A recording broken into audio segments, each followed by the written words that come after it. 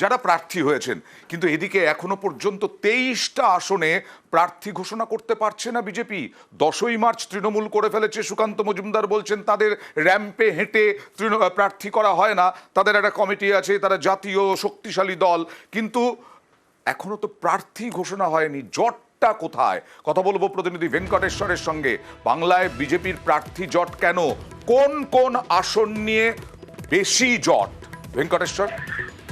দেখুন, তুমি জানো যে 42টা যে লোকসভা কেন্দ্র, সেখানে এখনো পর্যন্ত মাত্র 19টি লোকসভা কেন্দ্রে প্রার্থী ঘোষণা করেছে। বাকি 23টি আসনে এখনো পর্যন্ত প্রার্থী ঘোষণা করা হয়নি এবং মূলত প্রার্থী জট অব্যাহত রয়েছে এবং মূলত কৃষ্ণনগর, মেদিনীপুর, আসানসোল, ব্যারাকপুর, দার্জিলিং এরকম একাধিক কেন্দ্র রয়েছে যেখানে প্রার্থী বাছাই নিয়ে রীতিমতো অস্বস্তিতে পড়তে হচ্ছে গেরুয়া শিবিরকে। এবং সেখানে বিজেপির একটা অংশ বিভিন্ন কেন্দ্রে যেখানে প্রার্থী তালিকা, সেখানে তারা আপত্তি জানাচ্ছে।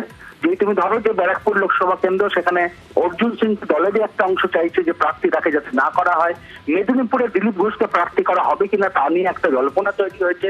এইভাবেই কিন্তু সামগ্রিকভাবে 6 থেকে 7টি আসনে এখনো পর্যন্ত জট হয়ে রয়েছে। যদিও দফায় দফায় বৈঠক হচ্ছে রাজ্য এবং কেন্দ্রীয় নেতৃত্বের পক্ষ থেকে, এবং আজকে প্রধানমন্ত্রীর উপস্থিতিতে কেন্দ্রীয় নির্বাচন যে কমিশন রয়েছে সেখানেও আলাদা করে এই যে বাংলা বা বিভিন্ন রাজ্যের এখনো পর্যন্ত প্রার্থী তালিকা চূড়ান্ত হয়নি, সেই ব্যাপারে বৈঠক রয়েছে। ফলে সেই বৈঠকে সমাধান সূত্র বের হয়। কিন্তু আজকালের মধ্যে কি হবে প্রার্থী ঘোষণা? জানা যাচ্ছে কিছু?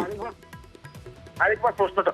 আজকালের মধ্যে কি প্রার্থী ঘোষণা হবে? জানা যাচ্ছে কিছু? পর্যন্ত বিজেপির একটা সূত্র দাবি করছে যে পরিস্থিতি তৈরি হয়ে রয়েছে তাতে 1-2 দিনের মধ্যে হয়তো প্রার্থী তালিকা ঘোষণা হয়ে যেতে পারে। আজকের বৈঠক অত্যন্ত গুরুত্বপূর্ণ। সেখানে বিজেপির সর্বভারতীয় সভাপতি জেপি নাড্ডা থাকবেন এবং রাজ্য বিজেপির একাধিক পদাধিকারী সাংগঠনিক নেতৃত্ব তারাও থাকবেন। ফলে মূলত জট আগে কাটে কিনা সেই বিষয়টাই কিন্তু প্রথমে তারা দেখছেন, তার পরবর্তীকালে প্রার্থী ঘোষণা। কারণ তুমি জানো যে চলতি মাসের 2 তারিখে প্রার্থী ঘোষণা করা হয়েছিল, তার পরবর্তীকালে 2 সপ্তাহ পেরিয়ে গেছে, এখনো পর্যন্ত প্রার্থী ঘোষণা করে উঠতে পারেনি। সেই জায়গায় দাঁড়িয়ে দলের একটা যেমন অস্বস্তি রয়েছে এবং জট কাটাতে তারা তড়িঘড়ি দফায় দফায়। ধন্যবাদ। এখন দেখা যাক জট কতটা তাড়াতাড়ি কাটে, কত তাড়াতাড়ি প্রার্থী ঘোষণা করতে পারে বিজেপি, এবং তারপরে তো ফায়দা তোলার বিষয়।